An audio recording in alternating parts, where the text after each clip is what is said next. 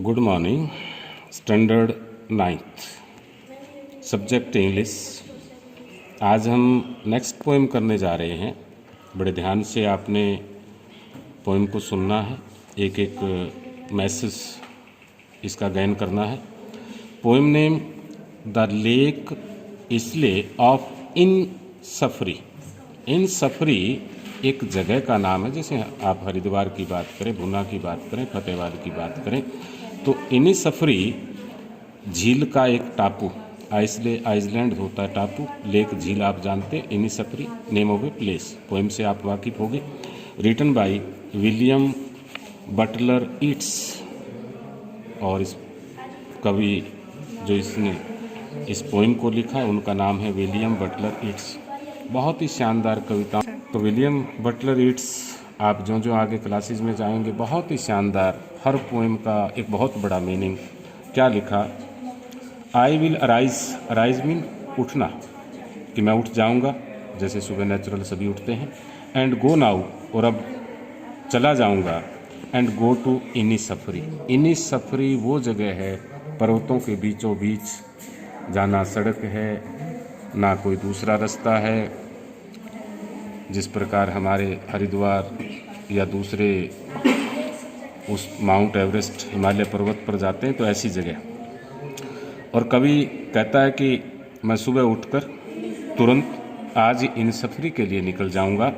And small cabin built there, और वहाँ पर एक छोटा सा कैबिन का मतलब झोंपड़ा, कैबिन का मतलब छोटा सा मकान, बिल्ड मीन बनाना, वहाँ पर जाकर एक छोटा सा झोंपड़ा बनाऊंगा। आप जानते हैं पर्वतों पर ऊपर कोई मकान थोड़े बने होते हैं। ऑफ क्ले, और वो झोंपड़ा किसका होगा? क्ले होता है, मिट्टी का। एंड वेटल्स मेड, और आसपास जो बांस की लकड़ियां हैं उनको इकट्ठा करके उनकी छत से वो कैबिन तैयार करूंगा। 9 bean rows will I have there. 9 mean 9 bean, एक प्रकार के सेम के पौधे होते हैं, तो उनके 9 बीज वहाँ पर जाकर लगाऊंगा, ताकि वो झोंपड़े पर हरियाली दे सके। A hive for the honey bee, honey bee होता है मधुमक्खियों के लिए, एक छाते का निर्माण करूंगा, या वहाँ छाता बनेगा। And live alone in the bee loud glade. Loud mean, और मधुमक्खियों का छाता होगा, मधुमक्खियाँ भिनभिनाती हुई, वो शोर करती हुई, उस वातावरण में मैं वहाँ पर रहूँगा। कवि स्पष्ट कहना चाहता है, जिस प्रकार अभी जो महामारी चल रही है, इससे लोग, पूरा संसार घरों में बंद है, सोचने में पड़े हुए हैं। तो कवि इससे थोड़ा पहले कहना चाहता था कि इस संसार में बहुत ज़्यादा भागदौड़ हो गई है, रस हो गया है, प्रकृति में, वातावरण में सांस लेने में दिक्कत आ रही है, लोग भागदौड़ करें। इसलिए वो एकांत जगह पर जाना चाहता है, जहाँ मिट्टी का बर्तन हो, और उस झोंपड़े पर अच्छी बेल हो, आसपास गलियारा हो, मधुमक्खियों का छाता हो, उनका संगीत सुने। Next, and I shall have some peace there, ताकि उसे शांति मिल सके। For peace comes dropping slow, dropping from the veils of the morning, अर्थात वो जो शांति है, जो अमन है, वो सुबह की, प्रातःकाल की वेल्स, वैसे पर्दा होता है, उस प्रातःकाल से ही शुरू हो जाए। वेहर द क्रिकेट आप शायद बिफोर पढ़ चुके हैं। एक झिंगुर पक्षी होता है जो गाता है, उसकी मधुर आवाज़ कभी तक आए।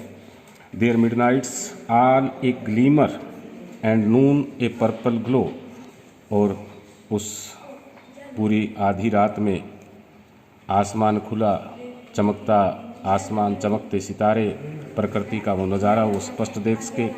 नून ए पर्पल ग्लो, और दोपहर के अंदर बिल्कुल आसमान की ताज़ी बैंगनी रंग की वो किरणें, उसको कभी महसूस कर सके। And evening full of the Lynette, Lynette होता है एक प्रकार का पक्षी, पक्षी का मतलब जिसको आप चिड़िया कहते हैं, वो बहुत ही सुंदर गाती है। विंग्स, और कहता है कि शाम को आसपास जो पक्षी है उनके चहचहाने की आवाज़ को वो सुन सके।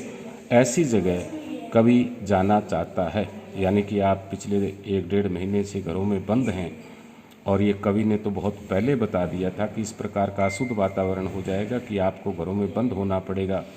और इससे अच्छा है कि कवि ने पहले ही कहा कि इस अशांत वातावरण से मैं पर्वत पर जाकर कुछ शांति प्राप्त कर सकूं, प्रकृति के लिए कुछ कर सकूं, प्रकृति को नुकसान ना कर सकूं, ताकि ये संसार सही प्रकार से चलता रहे। तो अभी एक नए संसार का भी आगमन हो रहा है। तो सभी 9th स्टैंडर्ड के विद्यार्थी बुक्स परचेज कर लें। बिना बुक्स आपका कुछ समझ नहीं आएगा। आपके लिए बहुत ही कीमती समय है। आप मस्ती में या खाली बैठकर इसका व्यतीत ना करें। अपने आप को जानकर, क्योंकि 9th अच्छी क्लास होती है कि जिसमें खुद का ज्ञान भी हो जाता है। जो भी आपको होमवर्क स्कूल के द्वारा आ रहा है वो प्रॉपरली आप मेंटेन करें।